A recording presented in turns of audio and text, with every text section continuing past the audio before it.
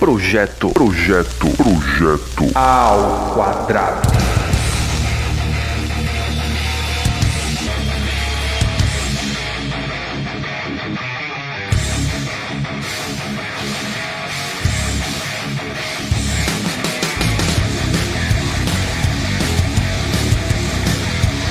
Olá, nerds e pessoas normais, tudo bem com vocês? Hoje estamos aqui no nosso episódio número 2. Vamos começar hoje a série de missões. Eu vou falar sobre um tipo de assunto que é desconhecido para algumas pessoas, mas para outras nem tanto, que é a questão de missões urbanas, tribos urbanas, o meio underground, para algumas pessoas mais old school. E para falar desse assunto, a gente chamou alguém com um pedigree, que eu posso falar no assunto, que é o pastor Ariovaldo Júnior. Dá um salve pro pessoal, pastor. Opa, beleza? Bom demais estar com vocês aí. Vamos ver o que a gente pode contribuir falando sobre esse negócio. Pelo menos para alguma coisa eu tenho pedigree, né? Legal. O pastor Ariovaldo, ele é, obviamente, pastor, escritor e agora podcaster, né, pastor? Tô tentando aí gravar algumas conversas nesse ritmo mais informal, né, que tá bem em voga, embora é um negócio até antigo, mas que agora tá no auge aí. E vamos ver se eu também consigo desenvolver algum projeto mais consistente nessa área. Só, pra quem ficou curioso e quer saber mais sobre o podcast, é o podcast Descrentes, fica lá no canal, só tem no YouTube, só você tá lá lançando alguma outra mídia também? Não, eu coloquei todas as plataformas de áudio também, né? Legal. Se pesquisar por podcast Descrentes, acha facinho. Então vamos lá dar uma conferida, porque eu assisti os últimos episódios, inclusive teve um sobre missões, pegando underground, que foi sensacional. Inclusive eu até mandei pra um pastor amigo meu, ele ficou apaixonado, ele tá acompanhando todos os episódios agora que vai sair. Vamos lá então, pastor, como a gente falou aqui um pouquinho em off nos bastidores, tava tentando fazer a entrevista mais sucinta para não tomar muito tempo do pastor Ariovaldo, ficou muito em voga uma época, eu lembro que deu muita dor de cabeça.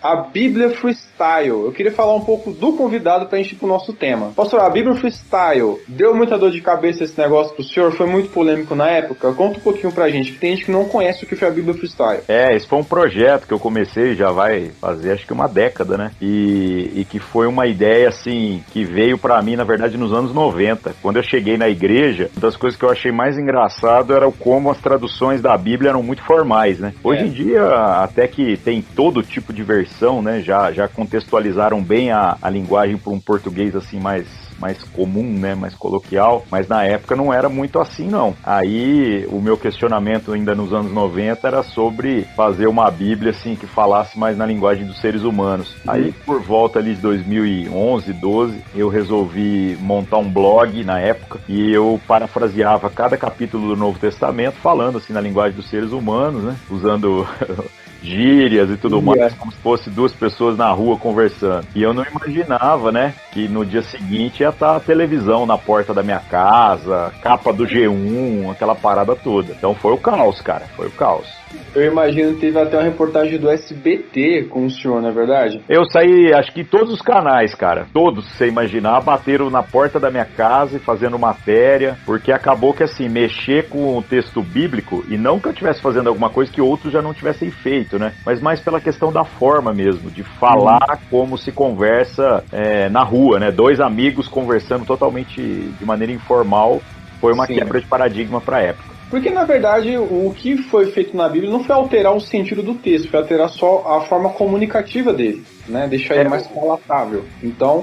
a gente tem uma definição técnica para isso, né? Que a gente fala que os textos, as Bíblias que você encontra para comprar, na maior parte das vezes são traduções. E aí a tradução você tem que ficar refazendo, porque embora o texto original é uma linguagem morta, que não sofre modificação, a nossa linguagem sofre constante modificação, né? Uma palavra, às vezes, ela pelo uso tem o seu sentido deformado. Então tem que retraduzir. Mas existem também hoje no mercado as paráfrases, né? Que seria tipo assim, uma Bíblia que conta a história. Ela não traduz palavra por palavra. Então você pega a ideia e conta com as suas próprias palavras. Um exemplo clássico disso daí é a Bíblia infantil, onde você conta as histórias, você não põe uma cópia do texto só adaptada à linguagem, até porque uma criança teria muita dificuldade de ler um texto do tamanho da Bíblia, né? Deus amado, João Ferreira de Almeida é crueldade para um moleque de 5 anos. Não vai colar de jeito nenhum, né? Mas Não. se ele conhecer as histórias no tempo oportuno, isso aí fica fixado, ele vai ter curiosidade, depois ir para um texto mais formal e falar, poxa vida, eu já sabia isso aqui tudo, agora eu tô vendo os detalhes, né? Legal, porque assim, se a gente for querer também traduzir todo o sentido que uma palavra tem lá do grego antigo, né, do grego koiné, lá do hebraico arcaico, for querer traduzir o real sentido dela, a Bíblia vira o dobro do tamanho que ela tem. O pessoal não tá ligado que a gente tem os comentários bíblicos, que são assim os especialistas, os linguistas, comentando o porquê cada trecho foi traduzido, como foi traduzido. Eu aqui em casa, por exemplo, o que eu tenho de comentários que eu costumo assim consultar é incrível, dá tipo 50 vezes o tamanho da Bíblia. Fácil. E isso não quer dizer que eu tenho tudo também, porque isso é algo, não é algo exaustivo, né? É algo que constantemente, assim, por mais que você pense, repense, ainda sempre tem algo mais a se pensar ou a se escrever a respeito. E falando só da Bíblia Freestyle, qual foi o fruto do projeto, pastor? O texto, eu confesso para você que inicialmente não tinha grandes ambições, não, sabe? Era mais... Começou como um hobby e pessoas começaram a me escrever dizendo, poxa vida, eu nunca havia entendido determinada passagem, mas o seu jeito de contar a história me fez ver coisas que às vezes num primeiro momento eu não tinha visto. Só que o que mais me surpreendeu foi ver o trabalho com jovens, pessoas muito jovens, que às vezes tinham dificuldade na linguagem convencional, e o trabalho de natureza evangelística, por exemplo, no sistema prisional, com os adolescentes, que às vezes, no geral, já tem até um preconceito com relação à Bíblia, à Escritura, né? Porque o cara começava a ler, ele não consegue parar, o texto é magnético, né? E aí depois, quando esse cara vai ler a Bíblia, ele descobre que eu não inventei nada, que estava tudo lá mesmo, né? E outra coisa é sistema prisional, clínica para dependente químico, lugares onde às vezes as pessoas têm às vezes até um pouco de preconceito ou de dificuldade com a linguagem convencional do texto bíblico. Essas pessoas foram, assim, os frutos mais relevantes. E foram, assim, na casa dos milhares de testemunhos, de e-mails, de mensagens que eu recebi, a ponto de eu achar que mesmo que eu estava levando pedrada pra caramba, ainda assim valia a pena prosseguir com o projeto.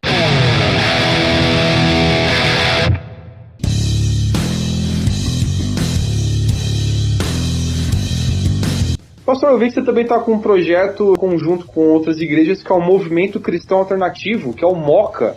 Isso daí, na verdade, é uma progressão de outros movimentos que a gente já vem agitando aí no passado. Desde especificamente do ano 2000, a gente tem algo organizado que envolve ministérios ditos alternativos, né?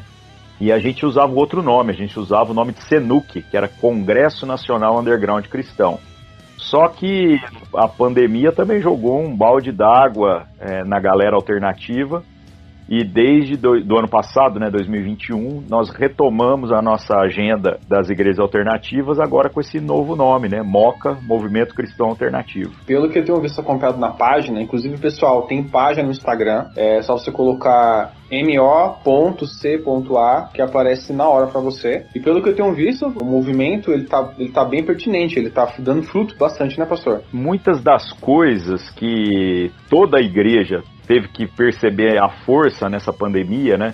A questão de rever a maneira de trabalhar a estrutura, de pensar em projetos mais sustentáveis, para a galera do alternativo já era o padrão, né? Então, por isso que eu acho que isso aí tá voltando assim na mídia, né, com toda a visibilidade possível, e muita gente tem se interessado. Pastor, vamos então aqui indo pro nosso tema central. Quando a gente fala underground, a gente fala de parede preta, mas a molecada hoje não está ligada que antes do worship já tinha igreja com parede preta e tribal pintado, inclusive, que eram as igrejas underground, as igrejas que trabalhavam com tribos urbanas, né? Inclusive tem um aqui no estado do Espírito Santo, que é o Avalanche Missões, que o senhor até conhece, né?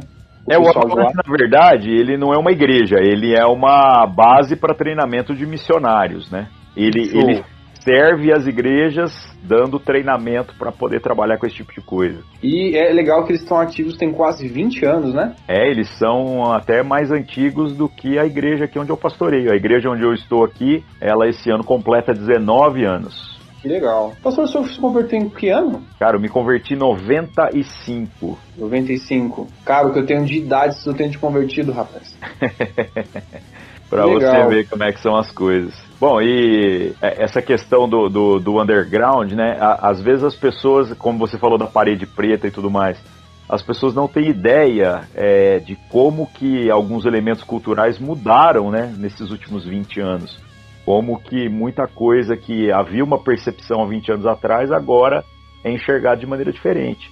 Há 20 anos atrás, quando uma igreja pintava a parede de preto, isso era o escândalo do escândalo. Hoje é o padrão, como você mesmo citou, né? E essa questão, acho que de tribos urbanas, de trabalhar com underground, tudo isso daí a gente precisa meio que fatiar um pouquinho para o pessoal entender o que isso significava e talvez o que isso significaria hoje, né? É até um dos pontos que a gente vai conversar hoje, porque é uma falha que pelo menos eu tenho visto na igreja aqui, eu falo igreja aqui, mas eu falo igreja como um geral, nesse sentido.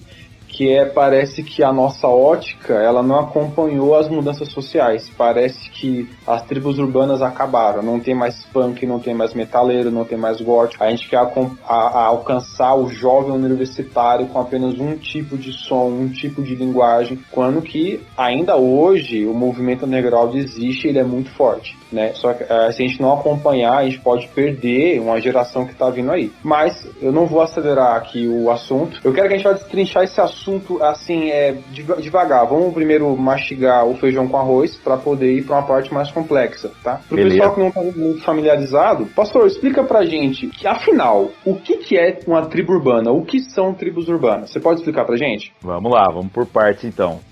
Esse conceito de tribo urbana, ele surge principalmente ali a partir dos anos 60, 70 e 80, embora a gente foi assim diagnosticar isso nos anos 90, né? Que era verificar que o jovem, que até a Segunda Guerra Mundial não possuía uma identidade própria, ele passou a não apenas criar uma identidade, como a se dividir em grupos por preferências culturais. Então começou-se a ter grupos de acordo com o estilo de música que você gosta, com o tipo de roupa que você veste e com alguns conjuntos de valores que você cultiva. Então, o que aconteceu? Por exemplo, com o surgimento do rock, né, que vem desde os anos 50, mas que vem se popularizando e chega naquele auge, aquele pico ali nos anos 80, você tem a figura do roqueiro, né, a figura do cara que agora se identifica com uma cultura, com os valores, e ele então abraça um pacote todo.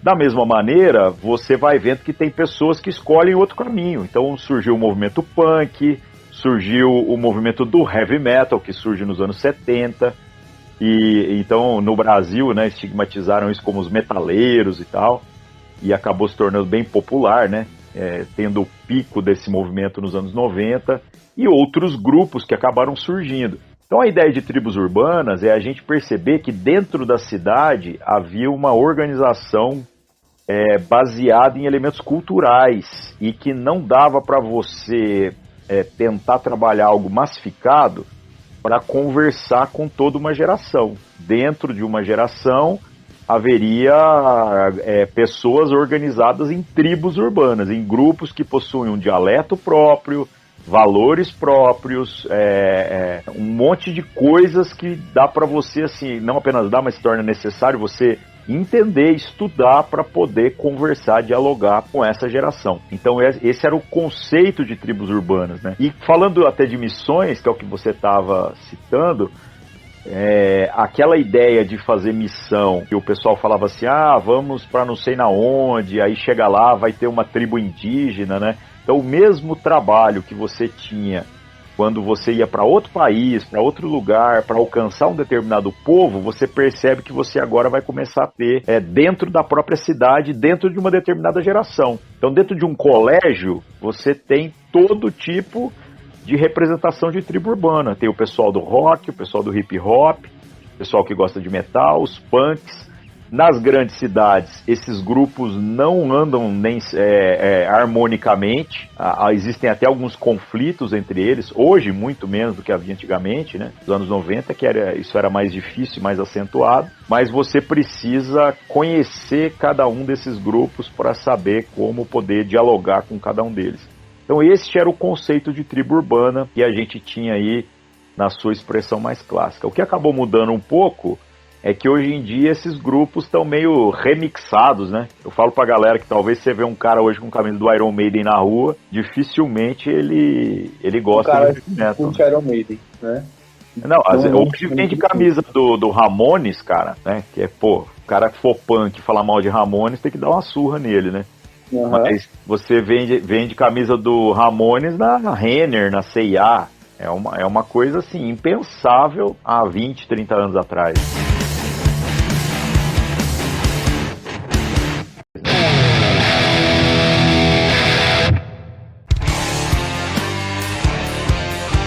O próprio nicho de tribo urbana, ele sofreu uma transformação social, ele mesmo. Só que a grande questão é que talvez a igreja ela não tenha acompanhado essa transformação. E esse que é o grande problema. Tanto que eu queria perguntar, vou lá para uma pauta aqui, sobre, a gente falou o que são tribos urbanas. Mas, pastor, o que a gente pode definir, o que são missões urbanas, tá? O que seria uma missão urbana em si? O que caracteriza uma missão urbana? A ideia da missão urbana é muito simples, é você olhar para o centro urbano e começar a perceber que existem diferentes públicos e que você vai precisar, então, conhecendo esses públicos, aprender como dialogar com cada um deles. Curiosamente, a disciplina que a gente chama aí, né, de natureza teológica, chamada missiologia, ela é muito nova, ela tem pouco mais de 100 anos.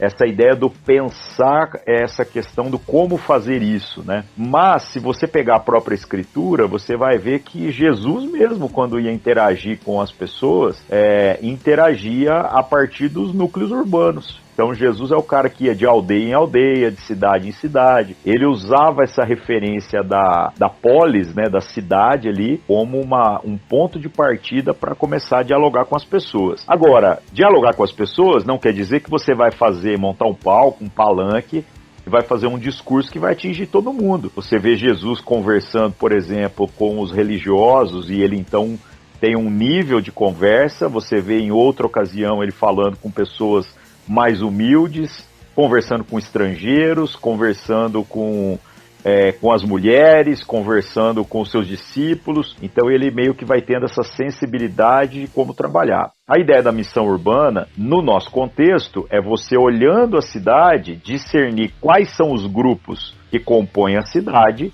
e pensar em como interferir na história da cidade para que você consiga ter relevância na mensagem que você está querendo transmitir. Então, quais são os problemas da cidade? Essa é a grande questão. Porque, infelizmente, nós nos acostumamos a falar da cidade como se ela fosse homogênea, né? Como se fosse uma coisa só. E aí nós cometemos alguns erros, né? Então, por exemplo, é normal que às vezes a igreja fale da cidade, fale em ajudar a cidade, servir a cidade, mas às vezes ele não tem a sensibilidade nem de quais são as necessidades do próprio bairro onde a igreja está. Às vezes o vizinho da igreja odeia a igreja, cara. Porque o que a igreja traz de malefício, que é barulho, carro estacionado na porta, uma série de coisas que fazem parte, né, do prédio organizado ali, não compensa aquilo que é o que você faz pelo bairro. Então, a ideia da missão urbana seria você começar a pensar. Nós estamos aqui, então como a gente pode discernir, entender a nossa responsabilidade com o quarteirão, com o bairro, com essa região, dentro dessa localidade geográfica, quais são os grupos que a gente tem. Então é um bairro, por exemplo, que tem famílias, então como nós podemos atender as famílias? É um bairro que tem moradores de rua, como que nós vamos montar um projeto para ajudar essas pessoas?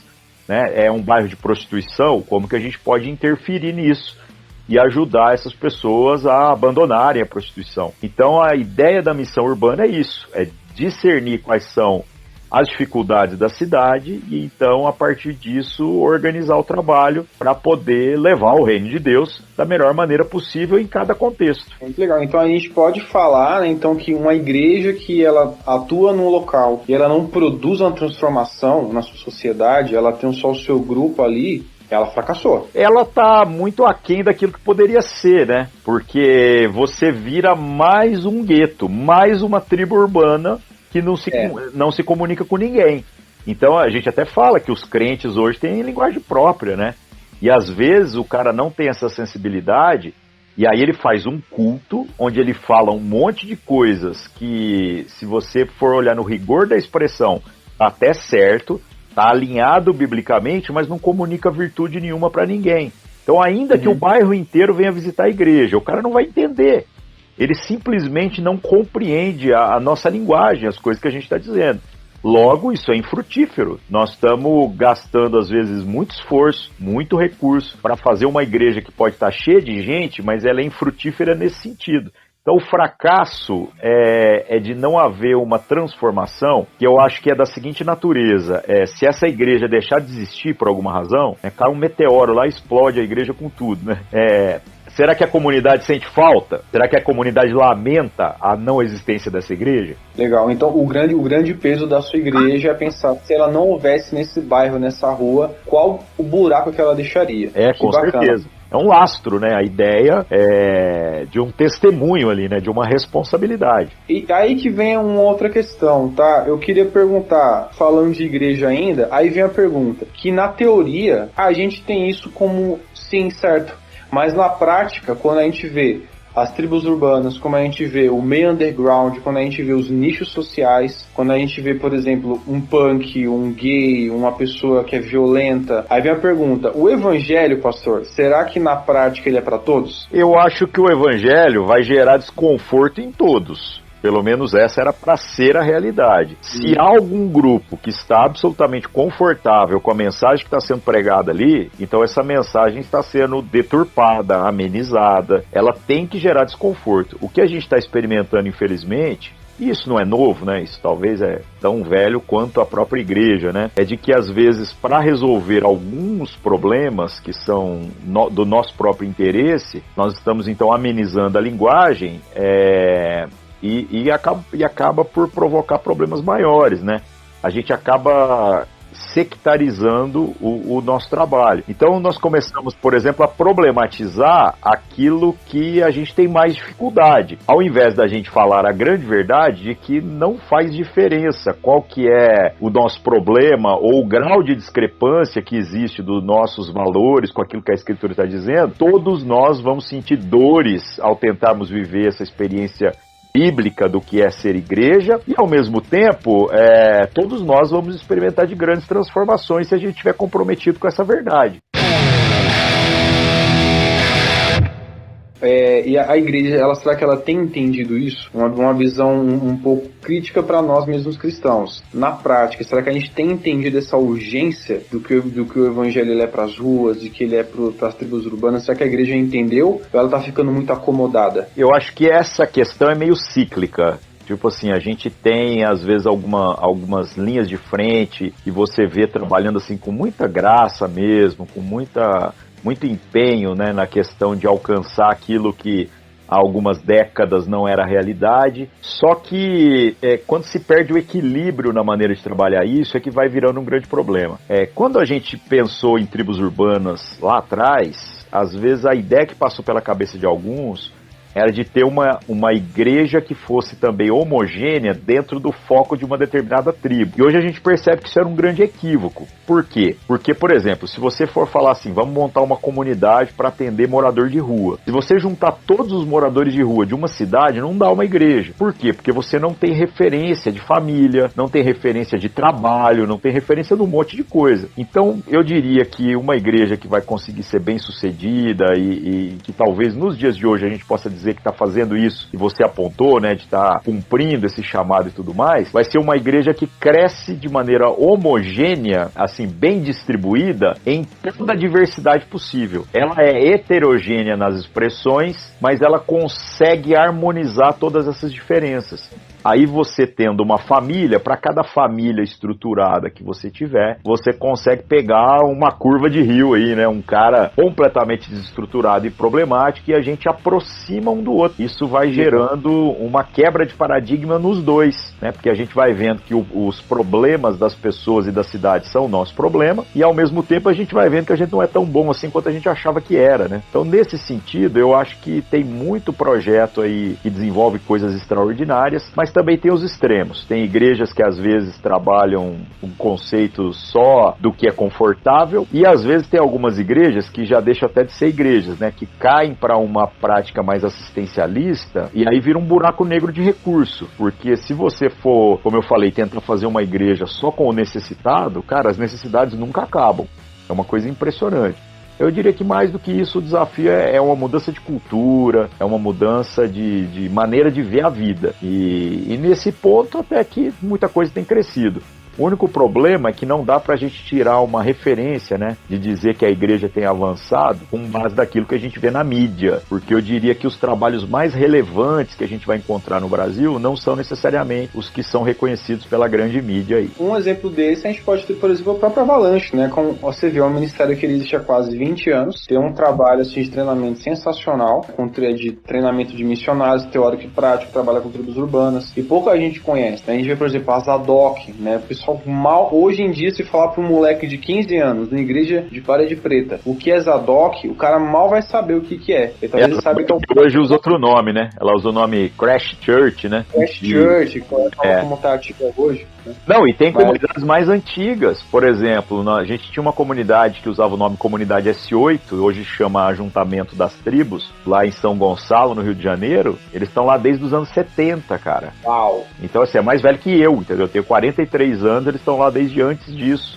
E é uma comunidade viva, uma comunidade que produz fruto até hoje, né? Então, de fato, assim, não dá pra gente pegar por aquilo que tá dando na televisão, ou por aquilo que tá na mídia aí, não. O mainstream, acho que ele não expressa como a igreja está se comportando hoje. A igreja ela é muito mais viva, ela é muito mais plural no modo de falar, dela ser ativa, né? Ela é homogênea no que ela expressa, mas como ela expressa é de forma plural. Mas que legal, imagina o nível de perseguição que essa galera de São Gonçalo deve ter sofrido. Não, até hoje eles são muito fora da curva, assim. Tanto que eles têm um evento anual, que é o aniversário da igreja, né? Que ocorre sempre por volta do feriado de 7 de setembro, né? Depende do dia que o 7 de setembro cai. E, cara, é um acampamento daqueles, assim, que o cara vai e ele surta, né? Porque a gente acampa num lugar maravilhoso, lindo, e parece uma comunidade hippie. É uma coisa totalmente fora do padrão do que qualquer um tá, assim, acostumado, né? E é muito legal. bom. Aí, detalhe, não tem custo. Já viu acampamento organizado por igreja, que é só chegar, cara? Não tem que pagar nada.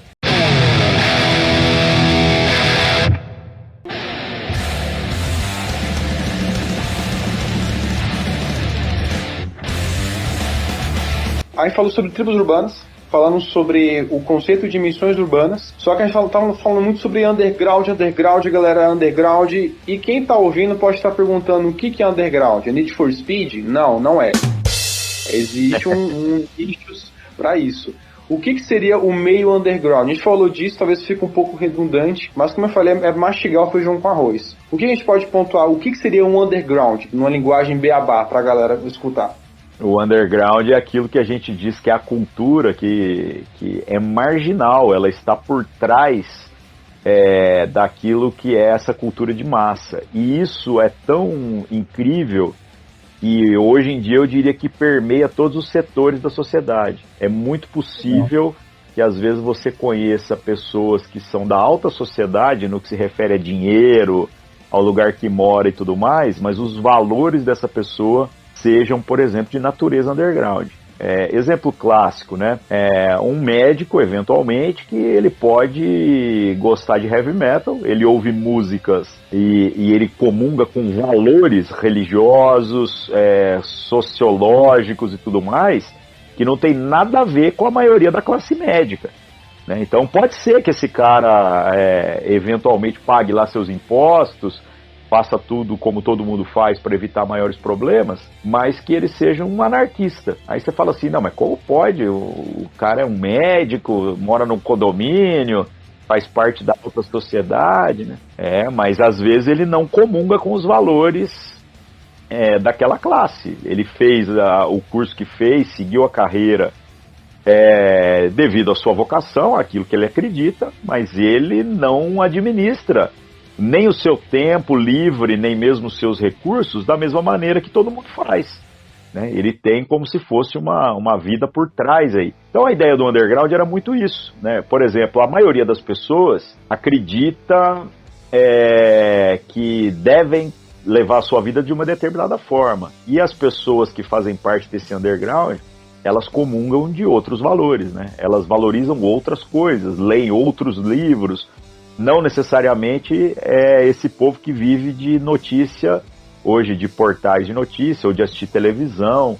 Só que, embora isso é uma novidade que está se popularizando, né? Pessoas que não acreditam no que a mídia fala e tudo mais, essa cultura já é muito antiga. Gente que dizia, eu não acredito. Então, no tempo que eu estava na escola, por exemplo, lá nos anos 90, né? Uma coisa incrível, a gente aprendia tudo que você aprendia a respeito de história, de geografia, mas você duvidava. Você não tomava aquelas coisas que eram ditas, e às vezes até algumas coisas de natureza científica, né? Mas isso é negar a ciência. Não, a ideia da ciência é o tempo todo estar duvidando e fazer a prova para ver se aquilo é verdade, né? E aí o que acontecia? Acontecia que o cara estudava para fazer prova, mas muitos inclusive seguiram carreira acadêmica porque queriam tirar a prova daquelas coisas que a gente estudou. Então será que isso é assim mesmo? Disseram que determinado país é muito ruim, será que é mesmo? Então eu quero ir lá para eu conhecer. Né? Então essa ideia é a ideia do underground, do alternativo, né? Levar a sua vida de uma maneira diferente, né, do que aquilo que é o mainstream, né, a maioria acaba fazendo, e hoje em dia eu diria que isso está até muito popular. Há muitas pessoas que têm abraçado essa perspectiva de vida. A gente pode falar que é até uma questão de transformação social, porque essa galera que antigamente tinha seus 15, 16 anos, que bebia dessas fontes underground, literatura, filmes que trazem essa ideia pra galera, quadrinhos também, o meio geek bebe muito da pegada no underground, elas foram atingindo outros nichos da camada social, né? Era um moleque de 15 anos que ouvia Iron Maiden, que ouvia Sex Pistols, queria anarquia, aí o cara vai, vira um advogado de sucesso, ele muda a indumentária dele, muda a fisionomia, assim, cabelo, modo de se vestir, só que a essência do pensamento do underground ainda tá no cara.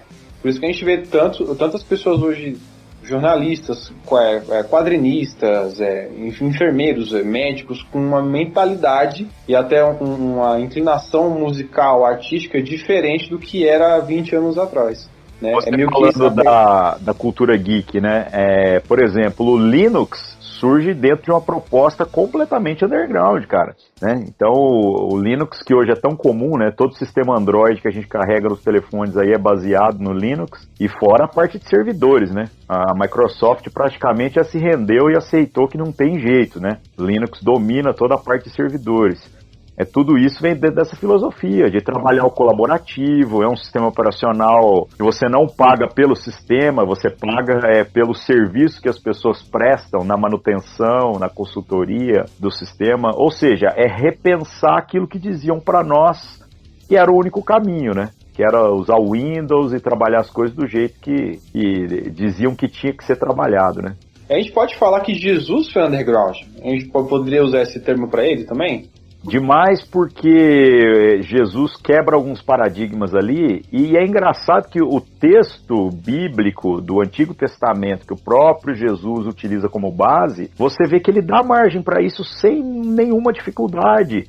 A questão de como a ideia da palavra de Deus sempre foi ser algo direcionado para as pessoas, era para a lei de Deus ser lida, ser ensinada, ser explicada constantemente para as pessoas. Mas os religiosos fizeram o quê? Monopolizaram aquilo ali, criaram um gueto de pessoas religiosas, trabalharam aquilo que era confortável apenas para si mesmos, e aí Jesus é legal que ele vem e fala claramente, ele fala assim, olha, o que os religiosos ensinam escutem eles, aprendam deles. Só não façam as mesmas coisas que eles fazem, porque há uma incoerência naquilo que eles fazem, né? O ensino deles é bom, mas as práticas deles não. Então esse repensar das coisas é muito alternativo, né? E o jeito de Jesus viver é muito underground, né? Enquanto todo mundo está dizendo que você deve se preocupar com o futuro, que você deve trabalhar para acumular riquezas, para que você possa aposentar, hoje em dia eu estou ficando até assustado, né? Porque eu vejo galera de 20 anos de idade já falando em aposentar, né? O cara fala de investimentos e não sei o quê, ele vai trabalhar não sei o quê, quando ele tiver 40 anos ele vai aposentar. E eu fico assim, cara, eu tenho 43 anos e o meu plano de vida é morrer, cara, sabe? Não, e aí fala assim, não, mas você tá dizendo que você não quer aposentar? Não, eu gostaria de não precisar aposentar. Eu gostaria de trabalhar até o último dia da minha vida. Quero eu vivo até os 60, os 80. Eu trabalho por qualidade de vida, eu trabalho por intensidade.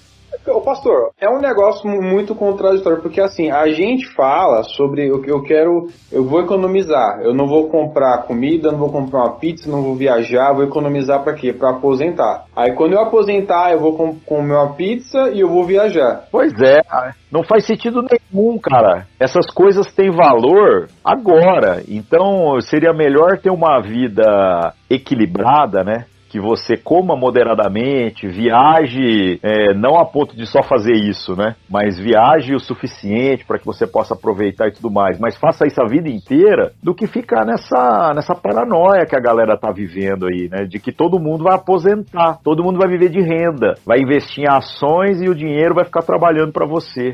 Eu acho que é uma fé no sistema econômico que a galera tem que me assusta, cara, me perturba.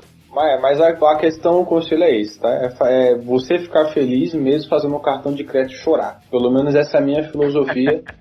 Tenho seguido e tem me rendido aí boas comidas. Eu não gosto de dever, cara, eu não sou muito fã do fazer dívidas e tudo mais. Mas, no geral, eu também não sou o cara que fica nessa paranoia de poupar a ponto de fazer isso que você falou, né? Do cara deixar de comer hoje, acreditando que isso aí vai fazer uma grande diferença em médio e longo prazo. Acho que isso é um exagero. Você não sabe nem se vai estar vivo, né? Exato. Eu brinquei com essa questão de dívida, mas às vezes a gente não tem como fugir disso. Eu sou professor do estado hoje, eu tava voltando de uma aula à noite, e eu tava com a cabeça cheia, preocupação, coisa pra pagar. Era mais ou menos umas 10 da noite, e eu tava chegando na cidade onde eu moro, Extremo, eu fui dar aula em outra cidade, e eu pensando, cara, eu tô um monte de coisa pra pagar, eu tenho que economizar. Só que eu pensei assim, eu tava com muita vontade de comer sushi. A minha noiva e eu, a gente adora. Aí eu pensei assim, eu olhei, pensei, eu liguei pra ela e falei, Letícia, vamos comer sushi? Mas o cartão, eu falei, vamos comer sushi? E fomos. Eu nunca comi tão bem na minha vida. Que que nem Eclesiastes fala, né? O que a gente lucra na vida é comer e beber.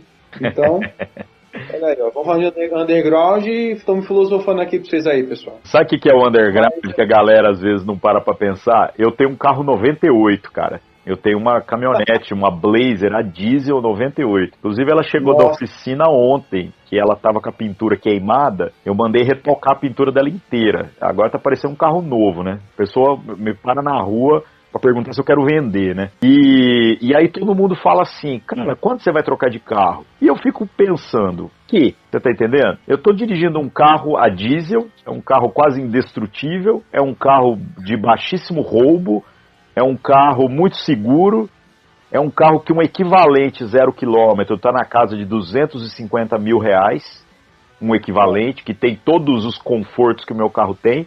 Tudo no meu carro funciona, do retrovisor elétrico, a tudo.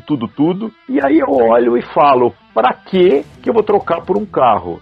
Sendo que eu não tenho 200 mil para inteirar para fazer essa troca. Então é pelo que os outros pensam, se esse negócio me atende muito bem, e talvez vai me atender até o fim da vida. Então eu não consigo ter essa ambição que outras pessoas têm. Que legal. Agora com moto eu gasto dinheiro, velho, aí já é outra história.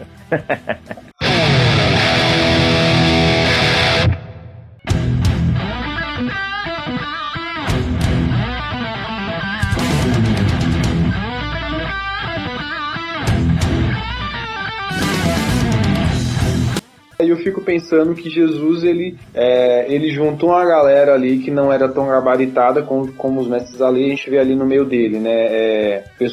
Judeus extremistas, a gente vê ali um cara que era pescador, um cara que era servo do império, e a gente vê ali que ele pega uma escola da sociedade e ele começa a criar um movimento debaixo de um movimento, que é o que caracteriza o movimento underground. Eu fico pensando que as igrejas underground, que essa é o grande X da nossa conversa, elas se formulam assim, né? Eu lembro que eu vi uma entrevista do pastor Batista, né? O atual pastor da Christ Church. Ele falou pra mim, não, né? Ou exclusivista. Falou no vídeo que a Christ Church, ela nasceu mais ou menos assim. Foi um grupo de pessoas que se converteu, não eram bem aceitos pela sociedade, e eles formaram eles mesmos uma comunidade onde eles pudessem fazer sua confissão de fé, seus louvores e seu momento de culto. A gente pode dizer que isso caracteriza a igreja underground ou não, pastor? O que seria uma igreja underground de fato?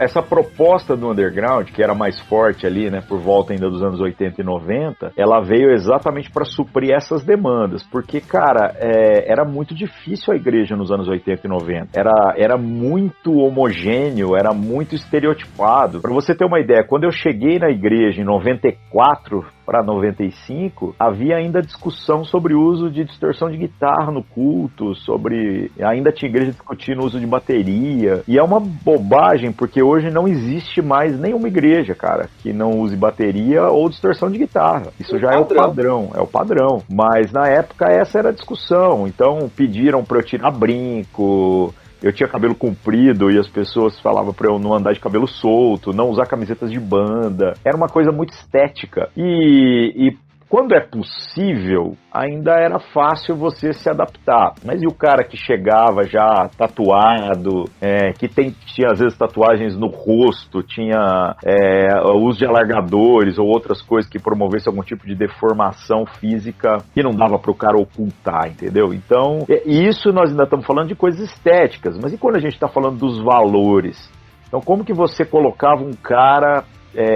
um punk que tinha valores assim completamente do avesso com relação à autoridade imposta, né? Porque às vezes o pessoal, quando pensa na figura do anarquismo, pensa que é a ausência de governo, né? E na verdade é a ausência de imposição de governo, o que não quer dizer que não há uma organização, né? E aí, como que você coloca um cara desse para dentro de uma comunidade que estava organizada de uma maneira assim, às vezes até incoerente, né? Então, por conta dessas necessidades, surgiram essas propostas underground. Eu diria que hoje até existem ainda, né, as igrejas underground que tem uma vocação muito específica, mas eu diria que underground hoje é mais do que isso até. É mais do que apenas uma questão estética ou de tribo urbana. É uma maneira de pensar. Então existem muitos movimentos underground nos dias de hoje que às vezes trabalham com todo tipo de gente, que às vezes está tentando pegar o cara que tem a mentalidade underground, que é o médico que eu falei lá, que mora no condomínio. Esse cara não comunga com os valores convencionais dessa sociedade. Então esse cara jamais vai se adequar numa igreja onde, por exemplo, haja desperdício de dinheiro, né? Onde haja, por exemplo, uma supervalorização do conforto, ao invés de colocar esse dinheiro para trabalhar em cima de prioridades que são mais realistas, né? Mais condizentes com aquilo que a própria escritura diz, né? Então, muitas comunidades hoje a gente vai chamar de underground, ou por trabalhar com alguns públicos ainda específicos, ou por ter essa sensibilidade na contramão do que todo mundo está fazendo. Você falou da parede preta, né? Nós tivemos parede preta na nossa comunidade no primeiro ano, em 2003, né? Nós tivemos parede preta. E depois a gente parou de usar parede preta, porque parede preta é muito ruim para usar iluminação. Você precisa colocar muita luz para fazer um ambiente ficar iluminado quando a parede é preta. Outro detalhe, os nossos prédios sempre foram alugados, né? Então, na hora de devolver um prédio para a imobiliária e o prédio é preto, cara, dá muito trabalho. Você gasta o dobro de tinta e mão de obra para conseguir fazer ficar branco de novo, né? A gente pode falar, então, que a questão do underground hoje ele ainda cai no estético, ele ainda cai na roupa, só que ele não tá limitado a uma tatuagem ou a um alargador, ou uma transformação de corpo, né? Body transformation, mas hoje ele é uma cosmovisão que tá na cabeça de alguém que tá numa classe social altíssima, que antigamente a gente pensa em underground, a gente pensa num cara de baixa renda que é da periferia, só que não, o cara underground de hoje, ele pode ser um cara muito bem de vida. Esse eu acho que pode ser mais difícil de alcançar. A gente pode dizer isso ou não? É bem difícil, porque quem dialoga com esse cara? E no passado, quando se pensava no underground, você pensava só nesses estereótipos que você mesmo citou. Então era muito fácil e barato até fazer igreja, né? Mas se hoje você pensar que existe uma galera que comunga desses valores que são diferentes do que a sociedade em geral pensa, e que esse cara de repente está enfiado lá dentro de um condomínio, como que você consegue compartilhar dessa mensagem de fé para essa pessoa? Então eu diria que o underground, ele está entremeando aí todos os setores da sociedade. Então nós estamos ocupando tudo, mas a gente tem que mostrar que nem todo mundo comunga desses valores que o pessoal está aí, às vezes arrotando e fazendo de maneira massificada, né? Ainda existe a ideia das igrejas que trabalham para a cultura de massa. Eu não acho que elas estão necessariamente erradas, não é essa a questão. Mas a questão é que é óbvio que eu não vou comungar com uma comunidade que não tenha valores naquilo, obviamente, né, que existem margem para a gente ter as nossas próprias percepções, mas eu não vou comungar com um grupo que desperdiça dinheiro, por exemplo, sendo que eu não acredito nisso. Eu não vou comungar com um grupo que possui uma hierarquia vertical e que transcende aquilo que a própria escritura diz que deveria ser, né? Então, essa galera underground vai ter que ser acolhida em comunidades que trabalham isso com uma transparência maior, uma coerência maior. Daí vem a necessidade da missão urbana, que é para poder alcançar essa galera. Porque a gente tem uma igreja que, como o senhor mesmo mencionou, ela tem gastos exorbitantes com coisas irrelevantes. Não é errado gastar com ar-condicionado. Agora, quando vira uma prioridade da igreja, quebrou o princípio bíblico. Aí você pega um cara que ele tem a visão anticapitalista, a igreja vai mais repelir ele do que atrair. Então, é necessário a missão urbana, sabendo que existe esse nicho, alcançar essa galera, né? Mas a gente poderia dizer, eu não sei se eu fui muito claro, mas a gente poderia que assim, mais ou menos, porque seria o ideal funcionar? Não, com certeza. Então, por exemplo, você falou do ar-condicionado, é isso mesmo. A gente não é anti-ar-condicionado, só que na ordem, na lista das prioridades, né, com certeza o ar-condicionado não é a primeira, né? Ele é conforto para mim, mas será que a gente está vivendo uma expressão de igreja que tem tamanha compaixão pela necessidade das pessoas, que a gente às vezes está disposto a sacrificar isso para poder atender outras demandas que são mais urgentes? Então é isso mesmo. Agora, vai ter a igreja lá que acredita que isso é uma prioridade? Vai, né? Tem público, né? Então tem quem pague a conta. Agora, o underground está mais vivo do que nunca exatamente por conta disso. De que há muitas pessoas que têm aprendido a repensar os valores da vida. Diziam para você precisa fazer faculdade. Diziam para você tem que arrumar um trabalho, você tem que se preocupar com a sua aposentadoria. E a grande verdade é que todo mundo vai seguindo essas cartilhas e depois percebe que essas coisas não resolvem os problemas reais da nossa existência e da nossa vida. Cada vez mais as pessoas estão percebendo isso mais cedo. Essas pessoas não vão conseguir se adaptar nesses sistemas que foram feitos para pessoas que seguem as cartilhas. Aqueles que pensam um pouquinho mais vão querer andar com outras pessoas que pensam também. É aí que o movimento underground nada de braçada e é uma oportunidade ímpar.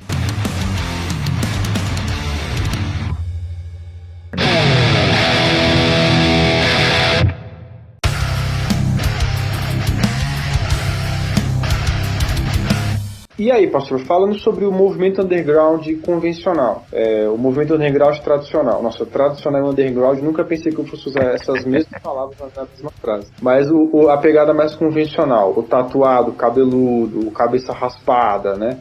Essa galera, vendo hoje a igreja como ela tá, eu vou apanhar depois desse podcast, porque eu tenho amigos meus que morrem pro worship. Mas vendo a cultura worship tão em voga, tão proeminente, né? A igreja hoje como ela se comporta, ela mais inibe essa galera underground convencional ou não, né? Porque assim, o que eu tô querendo falar? Hoje, eu não vejo mais um Antidemon, um novo Antidemon, eu não vejo mais um novo Vituperium, que era uma banda que tinha sensacional. Só que tem surgido ainda bandas seculares de metal. Teve uma que eu vi, o nome era Sangue de Bode, instrumental maravilhoso, a letra era terrível.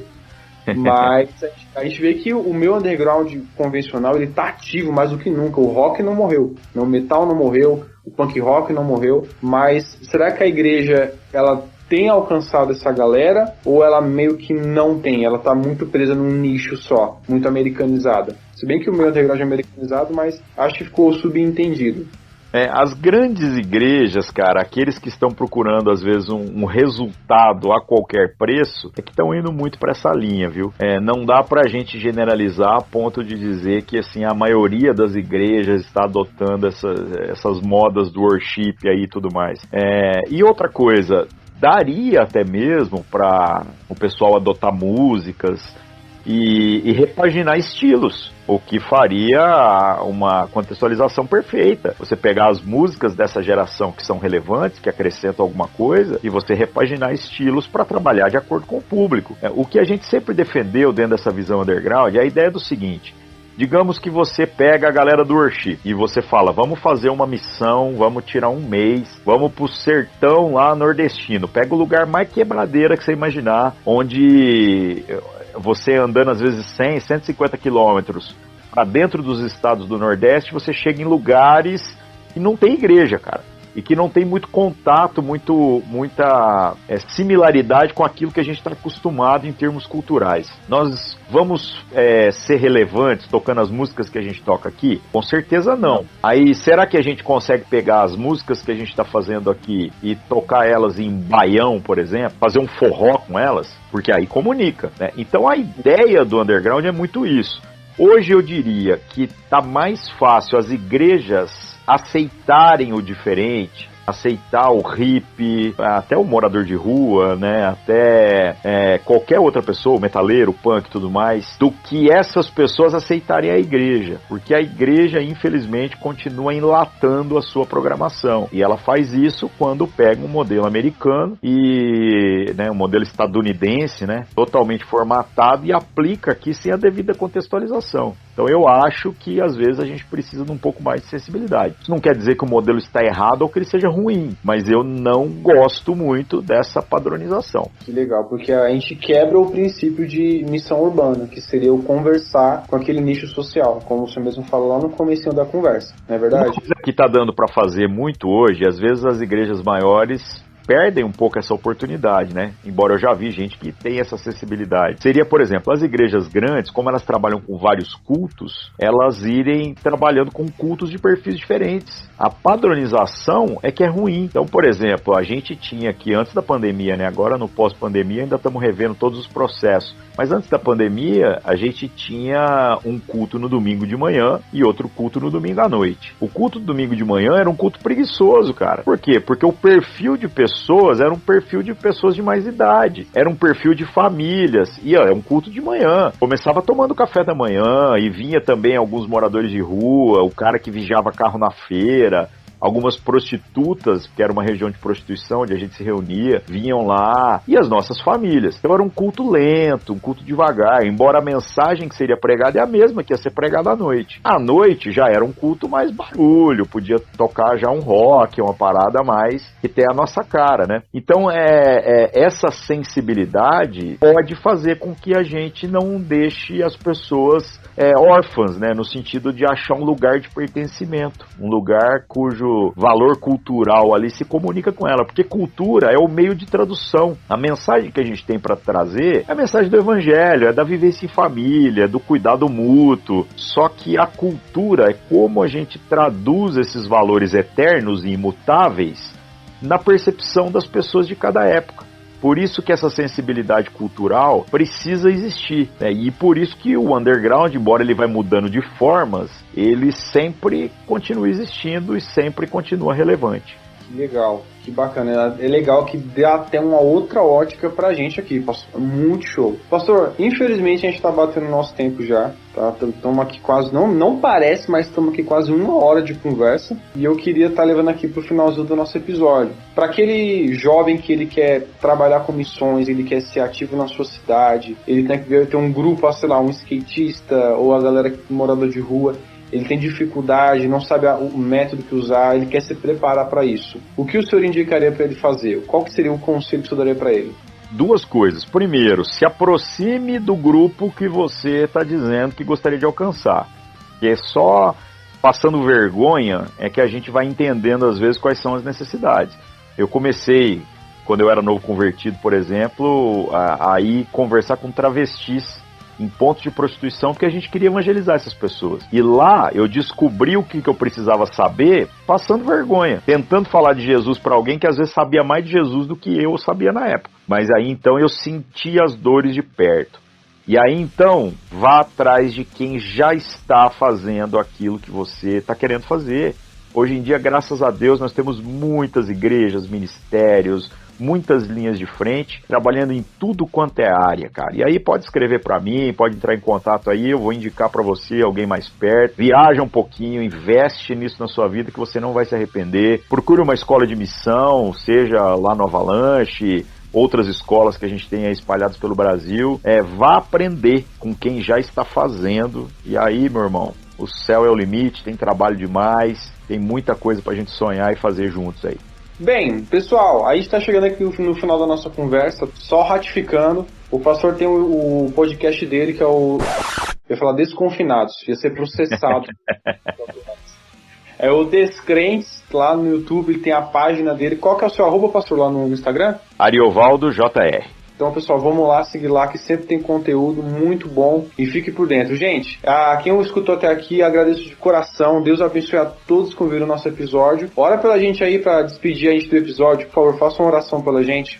Beleza, vamos lá. Senhor nosso Deus, em nome de Jesus, obrigado mais uma vez por a gente poder refletir sobre tantas coisas preciosas, né, que o Senhor tem colocado no coração de homens e mulheres que desejam conhecer a sua vontade, viver a sua vontade. Que o Senhor nos dê sensibilidade para a gente entender qual é a nossa parcela de responsabilidade com as pessoas que estão próximas a nós. Como que nós podemos usar os elementos da cultura, como a gente pode entender que essa vivência da igreja não é sobre resolver apenas os nossos problemas individuais, mas é sobre nós, na vivência em comunidade, na vivência em sociedade, sobre como nós podemos ser um instrumento do Senhor para que o outro te conheça, o outro entenda essa mensagem maravilhosa que tem mudado a nossa vida. Usa a nossa vida nesse sentido e nos dê ânimo aí, disposição para aprender o que for necessário, para que o Senhor seja glorificado em todas as coisas. Em nome de Jesus, amém. Amém, amém. Se eu for querer tocar punk rock e for expulso da minha igreja, pastor, a culpa é sua, cara. Faz parte, viu? De vez em quando acontece ainda. Que legal, cara.